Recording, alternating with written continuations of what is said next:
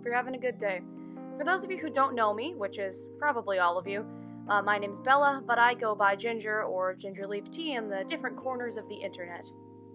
It's been a year, huh? Man, so much has happened for me in the last year, and I'm not just talking about the pandemic. I graduate from high school with my associates this spring, and I'm headed off to college in the fall. It's insane. How have y'all been? Hope you've been good. Haven't had much time to draw lately on the account of my final semester being hellish, but I've managed to find some time recently. Recently I've drawn Kali from League of Legends, there we go, but it's her KDA version, and the self-portrait that is now this channel's icon. What you're seeing right now is what I've spent the last 3 days working intermittently on. This is part 1 of 2 for this drawing, this video, and I haven't gotten past the phase that you're going to see right now. Well, at the end of this video anyway. The main reason why this piece isn't finished is because I felt like taking an art break and editing, so hope that goes well. I don't know why I decided to press record and do this process, but I knew it was bound to be a big piece. As you can guess from the thumbnail, what you're seeing on screen at the moment, it doesn't exactly line up with said thumbnail. That's because I spent like an hour making the sketch that you're seeing right now, but when I came back the next day, I hated it, so we'll get to that eventually. This is a drawing of 7 of my OCs from a fantasy book series I hope to write someday. If y'all are interested in the characters at all, I might make a rundown of each of them in the future in a separate video. The protagonist is squat in the middle in red in both of these sketches. Her name is Hele. She's an aristocratic elf from the kingdom of Zeta who has to learn empathy and life skills and basically to be a normal person. And basically throughout the course of the books, she has to shed her selfish and entitled nature. This fantasy series has several different races, but most notably there's the dwarves who play a minor role in the story and aren't featured in any main characters here. The Zetan elves and the naiads. There's also the ancients, the humans, the dryads, and a bunch of other people. The woman to the right of Hele in blue currently is a naiad, the one with bangs, but that won't be apparent till we get to coloring because, you know, they're blue. The Zetan elves are darker in complexion and have historically been the most successful kingdom of southern elves in the series. The elves to the north are your standard Tolkien, you know, never die, super blonde, kind of scary elves. There's no real reason why my co-author and I decided to, separate the elves in this way. We just thought that representation was important and that it would be kind of cool to have a character who wasn't white as our protagonist. Likewise, the naiads are loosely based off of an amalgamation of Asian culture, similarly to Avatar: The Last Airbender. We're very much still conceptualizing, so all of this is subject to change in the future. So right here, this is where we, in the video, is where we get to the part where I actually make my real sketch. And I'm sure you'd rather have me talk about the art process instead of rambling on about world building for, what has it been now, 3 minutes? Sorry. I haven't done a drawing like this in like a really long time, and as you'll notice, I actually flipped the canvas, which I did not used to do at all. It's probably why all my old drawings used to end up so wonky. Ugh. But right here is where we start to get to, the whole poster-like aspect of this. I just finished sketching Hele, who I actually end up flipping the other way accidentally and just keep it there. I guess she was supposed to hold the sword in her right hand and have the fire in the left, but it changes at some point, and I just never change it back. The woman in blue right now is Ethereal. She's a naiad, as aforementioned, and she's my favorite character. I love her to death, even though I drew her hand like a crappy little baby hand right there. In purple next to Hele is her younger sister Milena, and up here in the top right-hand corner is the old and wise Celine, who is the younger sister of the woman in gold who is going to end up next to her, even though, she looks way older than her sister, but that's because magic, and the gold one might be a magic vampire of sorts. It's complicated. The guy you're seeing right now is the, what's the word for secondary protagonist? His name is Beauregard. He's the mentor to Hele, and initial love interest, but that doesn't get far. He's socially awkward and just tries his best. This is Cyrus, long story short, that guy commits war crimes, but it's fine. Super cool. Anyway, he's got a big sword. He can't do magic. He's kind of like the Sokka of this series, except more war crimes and less sexism. So anyway, I should, probably talk about the art process instead of just sitting here talking about my OCs that I love to death. What I tend to do when I draw is I tend to make a very, very loose sketch, and then refine it really hard. Like, I don't like to ink when I don't know what lines to put down. I like to ink when I have a fairly certain idea of what it's going to turn out like. For example, that drawing of a Kali started out with a really, really refined sketch that was still, like, loose and messy. Like, you could tell that I just, I started with the loose sketch, and then I went on top of it and refined it some more so that I knew exactly what I was inking over.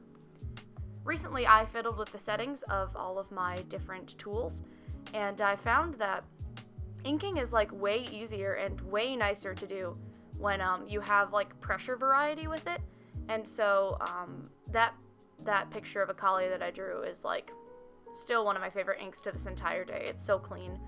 And I'm sure this piece would have been it if I wasn't tired of drawing 7 characters over and over again.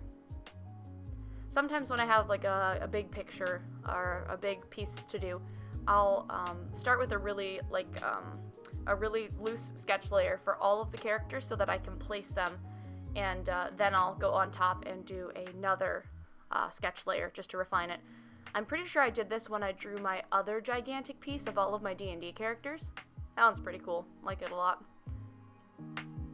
So recently I've been screwing around with lighting a lot because, I don't know, I don't do it a lot, and I need the practice because also it looks really badass. But in this piece I decided, as you'll see later, that in order to bring the focal point to Hele on this, very, very busy piece of, 7 people, I wanted to bring the attention to her by not only having her be the only one with, like, basically close to a full body and have everyone just torso up, and kind of lowered opacity. I threw a multiply layer on top of everything, which you're not going to see until later, that I threw a multiply layer on, and I think I turned the opacity down, but all around Hele, everything gets a little darker. And what I intend to do when I actually finish this piece is make the fire that she has in her hand light up around her, both as, like, a narrative thing and just an art thing, because in this world fire is very difficult to summon, so it kind of shows her skill and how she's grown as a mage, and that she's the only one holding fire all around her. Only one coming close to that is Bo, who's got a soft ball of light, which is slightly easier to do, though he is still more technically skilled than she is. Side note, Bo totally could summon fire if he wanted to. He just doesn't like to do it because, it's a rather destructive thing and it's really tiring, but he could do it. He's cool like that. So, as we progress here, I am just refining and refining and refining. I find male faces really hard to do, so, especially in the inking process, I spend a lot of time on Bo specifically because I hate beards and Bo's face shape weirds me out. Cyrus came rather easy just because I got the refined sketch to a place where I was fairly comfortable with it. Same thing with Ethereal here.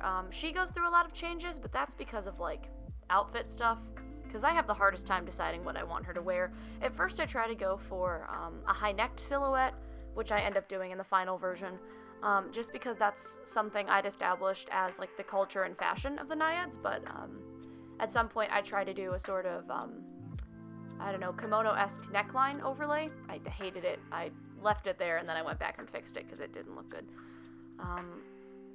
Yeah, something I had previously established, just I don't know why, was that the Naiads, especially Naiad royalty, which Ethereal happens to be, she happens to be their queen, otherwise known as their Tidemaker, which is a super dope name, not to toot my own horn, but I just established that they wore high-collared dresses that tended to be long-sleeved and flare out from the waist rather intensely, but I don't know, that was just something I thought was cool, so I decided to work with it. Here I'm drawing Milena, who I don't draw often because, well, she's a very important plot point, but she's not a very visually interesting character. It takes me a little bit to get her, like, her look down, I don't know, I kind of struggled with it a bit. Especially after flipping, it took me a while. I made her smiling because she's just kind of the sweet younger sister character, but a lot happens in the book I'm drawing this poster for, and a worried expression would probably fit the narrative better. This wasn't at all intentional, but all of the characters except Ethereal end up being biracial, like fantasy biracial. Hele and Milena are half white elf and half Zeta elf. Carowin, a city to the north, is like, you know, big ol' populace of basically Tolkien elves. Their mom hails from Carowin, as does their aunt, and their father is one of the high-ranking generals in the Zetan military, but he retired after he basically won the war against the dwarves. Celine and Ambrosine, the sisters on the top, are half ancient. Ancients are a race that are, I don't know, akin to angels. They're like weird pre-people who can live in their heads sometimes. It's really complicated, but they're half of that. Ambrosine got her ancient blood, well, not ancient blood, but basically she got stripped of her immortality. Something that Celine still possesses, but chooses to wear her age. And is basically choosing to let go of immortality. Celine is not a perfect person, but she's better than her older sister. Cyrus is, I think, a quarter human. His father's a half-elf and his mother's an elf. And then Beau is half-elf, half-dwarf, though he refuses to admit it. Ethereal, the Naiad, grew up in a mixed-race town called ØDYSSEE. Long story short, in the stalemate during the war, that territory was not given to either side. It was instead basically given its own sovereignty, but taxed by both sides. Ethereal grew up in ØDYSSEE as an orphan, and she doesn't know her parentage. She has uncharacteristically dark hair for a Naiad, so it's kind of implied that she's half Naiad. As previously stated, I throw that multiply layer on top of there just to make Hele more standouty. And then I arrange everything. Then I start inking. The inking process for this piece was not as satisfying as normal, just because there was so much to do. This took me just about as much time as both sketches, a little bit more actually than both, I think. Both sketches took me 3 hours and like 2 minutes, and then this took me 3 and 10 to do all of the inking for. I end up having to do a lot of adjustments just because it's a lot of people. You'll probably see me flip the canvas during the inking stage, realize it looks like Dookie, but then keep moving on because I'm tired of inking at this point. But Hele, I feel like, turned out really, really well. I'm sorry for, like, the jittery frame rate, by the way. I didn't want this video to be 45 minutes long, so it's sped up quite a bit, and that can get jittery in some spots. So, yeah, at this point, I'm just inking. Don't really have a lot to say about it. If I think about anything, I'll pop back in, but until then, enjoy some slightly shaky footage of me figuring out how to ink 7 characters.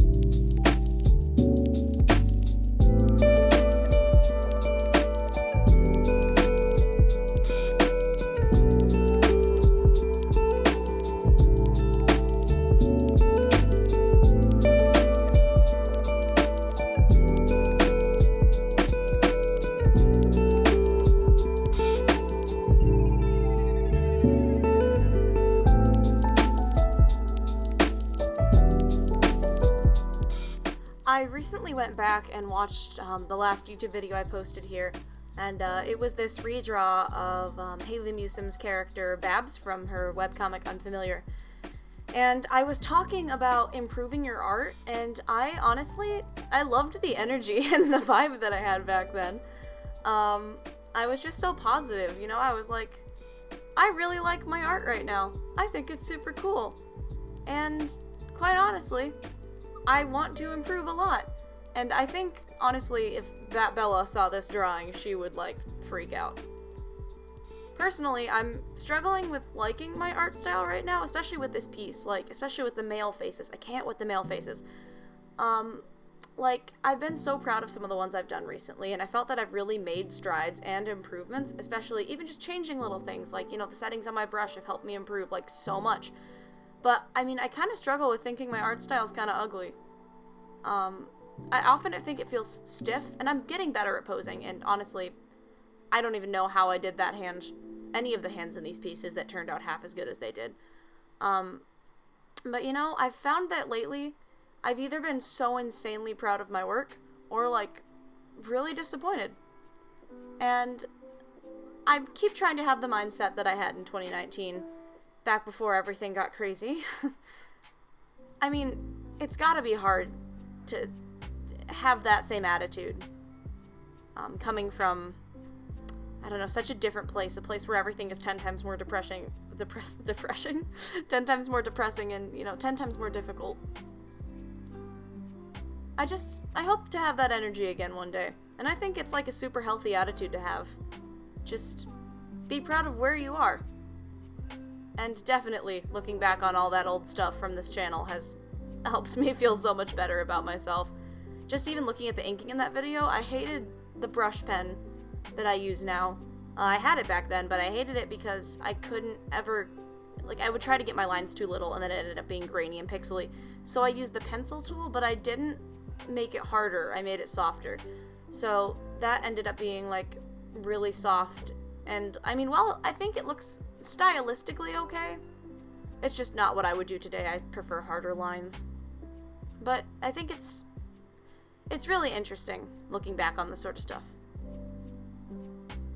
So we've got 2 more characters to go, and then we're gonna be done with this video, this part 1. So I'll check back on you to give you some closing remarks, but for now, enjoy the incredibly dysfunctional sisters, Ambrosine and Celine.